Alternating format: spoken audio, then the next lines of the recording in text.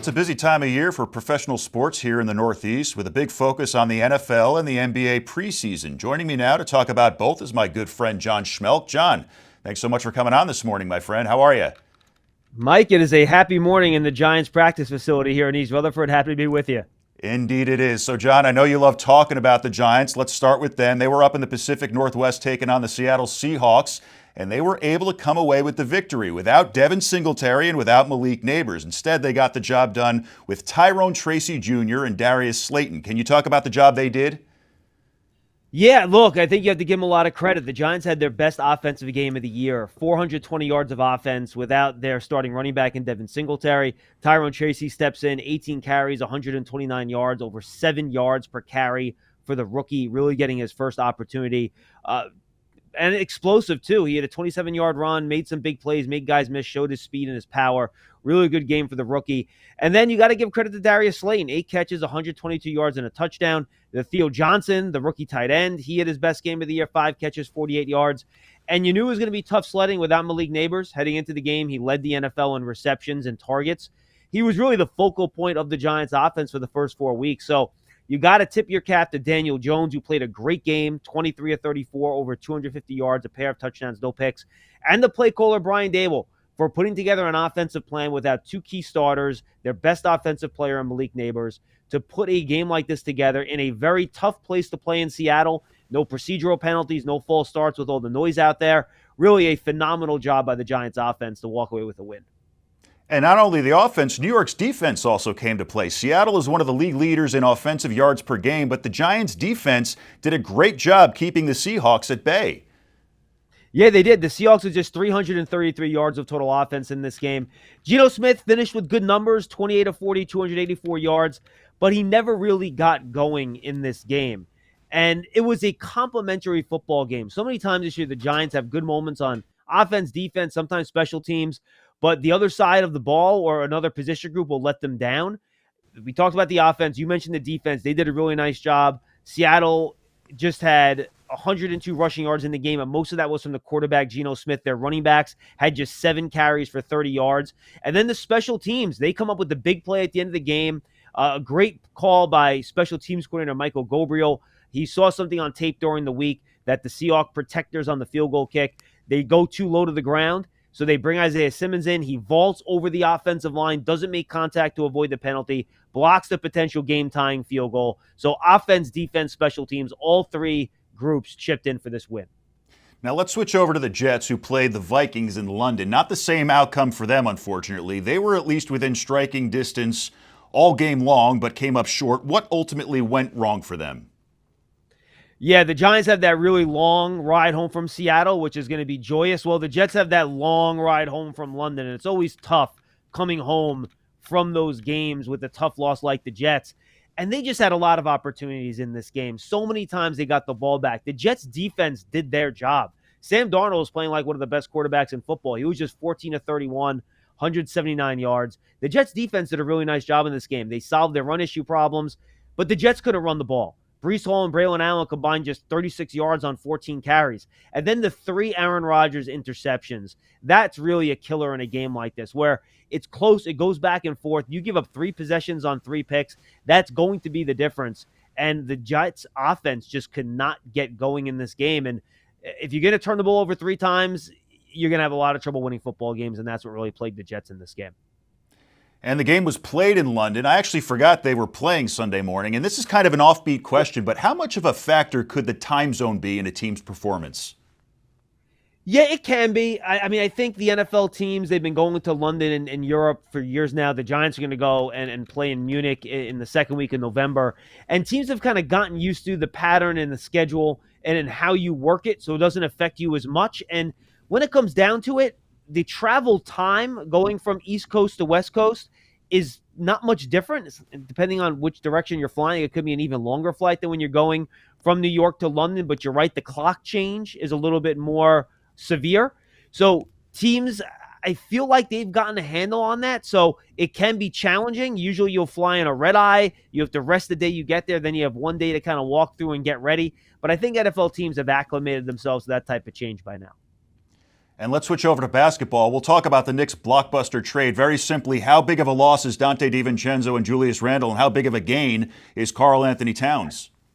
Yeah, look, this is not like a home run, no doubter, you have to do a type of trade. The Knicks definitely gave something up to get something here. And I think they gave up a lot of their depth, and this was a sacrifice, a high floor for a higher ceiling type of trade. So the Knicks now are shallow. They only have 2 or 3 reliable bench players. They don't have a lot of depth on the wing without Dante DiVincenzo, so they have injuries. That could hurt them down the road. But they did upgrade from Julius Randle to Karl Anthony Towns. I think Knicks fans give Julius Randle way too much grief. He's a better player than they give him credit for. But Karl Anthony Towns is a better player than Julius Randle. And he felt a dire need for the Knicks at center, where they had a lot of injuries. Mitchell Robinson not due back until December, but probably more likely January or February. So they desperately needed a center, and Karl Anthony Towns provides probably the best shooting from any center in the league, over 40% from 3. So now the Knicks will be able to space the floor, give Jalen Brunson a lot of room to work in the paint. And I think the Knicks should be one of the best offensive teams in the league. They have to figure out Karl Anthony Towns' defense at center, where he has struggled in his career. But they really do match up better now with a team like the Celtics, who's the class of the NBA, and a team the Knicks will have to get by in the Eastern Conference if they can figure things out defensively. I think offensively, with Jalen Brunson, Karl Anthony Towns, Mikal Bridges, OG Anunoby, they're going to be one of the toughest teams to guard in the NBA. So much going on in the world of sports right now. John Schmeelk, thanks for breaking it all down for us. It's the best month of sports in the year. You got baseball playoffs, hockey, basketball, starring NFL. You can't beat it. A little bit of everything. Thanks again. Head over to ONNJ.com for the latest news and sports anytime. Some of the biggest challenges I face as a student athlete is managing my athletic work and my schoolwork. To prevent our student athletes from falling into academic distress, we created a program called Gamer. Each team works with an athletics academic liaison to increase graduation and retention rates. The turning point that I saw is my grades went up. What has helped me the most is definitely tutoring. My academics have just skyrocketed. The ultimate goal is for our student athletes to have that championship moment on the field and day of graduation.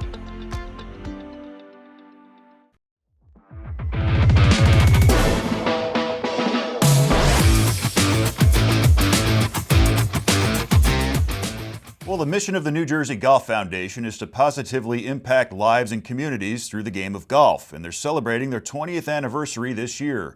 Joining me now is the Foundation's Executive Director, Chris Hunt. Chris, thanks so much for taking the time this morning. My pleasure, Mike. Thanks for having me. Of course. So this is an organization 20 years in the making. How did the foundation get started, and how far has it come over that time? So we are the charitable arm of the New Jersey PGA, and the board for the New Jersey PGA for many years, going back to the 80s and 90s, talked about creating a 501c3 charity where they were able to do more in the community and just have that 501c3 charitable factor. So in 2003, we had one of our PGA members, Alan Bowman at Cherry Valley Country Club, raised a decent amount of money, $25,000, $30,000 for our foundation, but we didn't have our 501c3 charter yet with the IRS. So the money had to go down to our national office in Florida, waited till we had all of our ducks in a row. Then they were able to send the money back up to us. And that was the seed money that started the New Jersey Golf Foundation in 2004. Now, the New Jersey Golf Foundation has a main focus on 3 different pillars. Can you talk about what those pillars are and how the program is able to help each of them? Sure. We have a youth pillar, we have a military pillar, and a special needs pillar. We started out as a youth-based golf charity and have one of the more prolific golf in schools programs in the country, where our local PGA professionals go into the school systems. They teach the phys ed teachers how to teach the game of golf. We donate the equipment, and then they go back in as VIPs, guests of the school, to make sure the students are learning the game properly. And you'd be surprised how many teachers like the lessons they get from the golf pros as much as the teachers. So that's our largest program. And then we have a competitive youth pillar with PGA Junior League. It's a national program rolled out by the PGA of America more than 10 years ago, and it's just a great competitive way for youth children to get involved in the game of golf, but not have that ultra competitive atmosphere. It's much more like a youth recreational sport team event with jerseys and numbers and relaxed rules. So that's really a great way to get kids involved in the game of golf. And we have more than 1,300 kids between the ages of 7 and 17 in the New Jersey section involved in that program currently. The military program, military pillar, is predominantly runs PGA Hope New Jersey. So that is a wonderful program, again, started by the PGA of America, where Help Our Patriots Everywhere is what it stands for. And we have about 70 PGA professionals in New Jersey trained and certified to teach hope to veterans that are suffering with PTSD, TBI, and it's a great way for them to socially, physically, and emotionally just get away from their everyday struggles. And we're using the game of golf as the widget that brings them all together and hopefully takes their mind off more serious issues and gets them back with like-minded veterans from different generations. And it's been a positive program for our veterans. We have more than 500 will serve this year in 15 counties covering central and northern New Jersey. And our counterparts in Philadelphia have the lower 6, southern 6 counties, and they have great programming there too. So I think regardless of where you're at in New Jersey, as a veteran, you can reach out and become part of a PGA Hope program. That's fantastic. Now, one of those pillars is near and dear to you, and that's special needs. You play a big role in Special Olympics golf. What's your involvement with that, and why is it so near and dear to you? It's really near and dear to me because of high school in New Jersey. I went to Lenape High School in Burlington County, and as a senior on the basketball team, we had a summer program. We almost had to be counselors if you wanted to play and you didn't want your coaches mad at you. You had to be a counselor at their youth camp, and it was actually sponsored by the 76ers. And I did it my senior year, and when we divided up all the kids and their abilities, they asked me if I would go work with a group of special needs individuals with Special Olympics. And that was my first real interaction with the Special Olympics and special needs community. I fell in love with the kids while we were playing, learning the game, and just shooting baskets with them. So that was my introduction. Fast forward to my time with the PGA, and Special Olympics New Jersey has always been a charitable partner of the New Jersey PGA going back to the mid-90s. So when we started our foundation, it was almost second nature for us to say, listen, we're already in this space. Let's have our PGA members, our PGA professionals provide this service to teach the game of golf. And that sort of started my 25 plus year relationship with Special Olympics New Jersey. We were honored that Special Olympics North America chose New Jersey in 2014 to run the USA Games, which is their internal domestic Olympics, if you will. And from that point on, we're able to have more and more PGA professionals work with more and more athletes and their partners. And I am thankful that I spent, I think, 6 seasons as a unified partner to one of the athletes and was able to play and practice and teach her the game as well as just compete. And timing and injuries for my athlete partner and myself, sort of at this point, we got to just a place where I can still help Special Olympics, but she kind of took a few years off of playing competitive golf. But we're back in it now, and hopefully we can get back together next year as teammates. And if not, I would be happy to jump on board and work with any athlete that loves the game of golf. And that's kind of where we're at. We're right in the middle of the season too. With Special Olympics, golf is a fall sport, so we have 3 qualifiers we run in conjunction with SONJ, and it's great. We have a few partners that are common with Special Olympics New Jersey. So RWJ Barnabas Health and Horizon Blue Cross Blue Shield New Jersey are both partners of ours and Special Olympics New Jersey. So the synergies there make this wonderful world of golf go round in New Jersey, and we're happy to be a part of it. It's fantastic. And the foundation opened the Inspiration Golf Range at the Lions VA Medical Center back in 2022. Can you talk about that facility and how much it's grown over the last 2 years?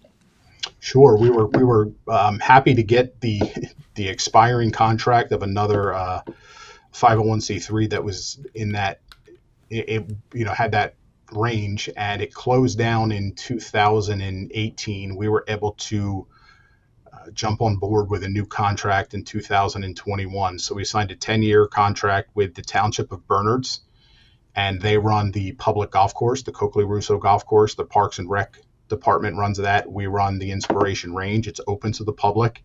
We probably have invested almost $400,000 to $500,000 in the facility to make it better for the veterans there at the VA hospital, as well as the community and communities in and around Basking Ridge. It's been a great place, a home site for our programs. PGA Hope, our flagship program at PGA Hope, started there in 2014 when it was run by the other organization. So now that we have full control over the operation at the driving range, it's a place to rehabilitate veterans. We actually have 4 veterans in full and part-time seasonal roles at the driving range. So it's getting some of the veterans back on their feet as they get through their therapy and rehabilitation. We have an L's for Autism program there, as well as just youth.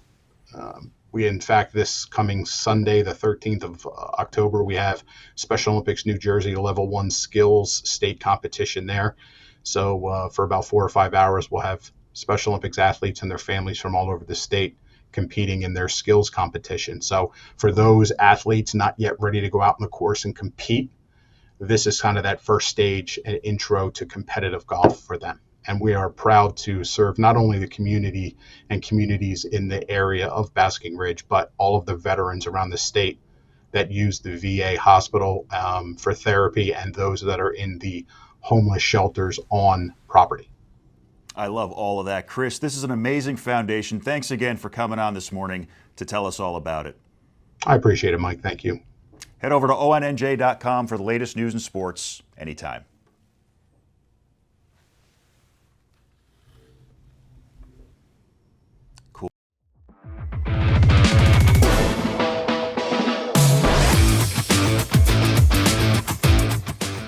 Well, it's important to embrace and acknowledge all of the different cultures that make New Jersey the great state that it is. From September 15th to October 15th, we celebrate Hispanic Heritage Month and the heroes of the Hispanic community. Joining me now is Jairo Munoz, the men's head soccer coach at Kean University. Jairo, thanks so much for taking the time this morning. Well, thank you for the opportunity, and thank you for being able to have this interview, which also highlight our Hispanic heritage. Well, this is our pleasure. So how special is this time of year for you, getting to coach the sport you love and embracing your roots during Hispanic Heritage Month? This time of year definitely triggers gratitude in me for sure. Unfortunately, where I can not only be proud of my Hispanic roots, but also be able to celebrate them as well. I also try to foster that same pride in my Hispanic players as well during this time. Now, growing up as a Hispanic American, how influential was a sport like soccer? Well, part of my life I grew up in Ecuador, and over there soccer is very much what you eat and breathe every day. So, and once again to America, I was lucky enough to pretty much go into Kean, where I had a great standards there too of soccer. So it was pretty much a good team in both sides of the world, South America and here. And Jairo, getting hired as the head coach in June of this year was a full circle moment for you. I know you played at Kean University back in the 90s, and now you get to coach your own team there. How awesome is that for you? Oh, it's great to be able to come back as a head coach. It was a very big full circle moment indeed. During undergraduate, we came close to be a national title contender. We won it the conference twice. One was undefeated, and trying to bring this winning attitude back to the team. It's great to also think about how I once was a kid or player looking at a coach, and now it's great to have opportunity to be a resource for them now in turn. And can you talk about some of your key players this year and who has stood out to you? I have love for all my players, and I think they all bring their own strength and personality to the team. But I mean, the Tick Capstan, Dominic, Rich, Gonzalo, Camargo, and Marvin, they have brought a lot of experience and also off the field, keeping the boys together, the team together, especially when the sometimes things don't go our way. Um, on the young ones, our freshmen, Tyler Madeiro has really stood out into this year so far, and I'm just look forward to helping them nurture their talents and watching them grow as a players.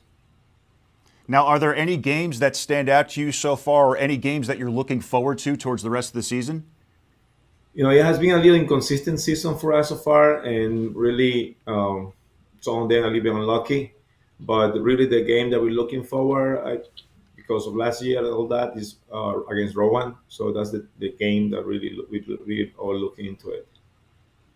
Now, finally, I ask this to every Kean University coach. As athletes, you teach them to be winners, but how are you trying to make them better as people?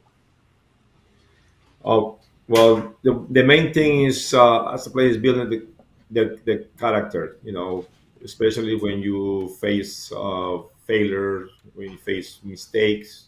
Like sometimes, you know, because you mistake, your team might lose the game.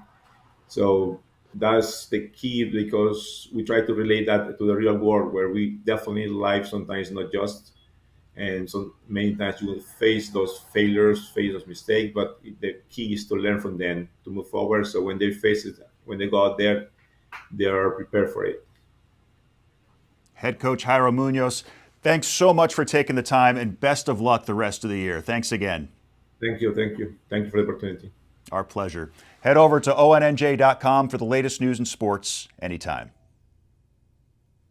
Some of the biggest challenges I face as a student athlete is managing my athletic work and my schoolwork. To prevent our student athletes from falling into academic distress, we created a program called Gamer. Each team works with an athletics academic liaison to increase graduation and retention rates. The turning point that I saw is my grades went up. What has helped me the most is definitely tutoring. My academics have just skyrocketed. The ultimate goal is for our student athletes to have that championship moment on the field and day of graduation.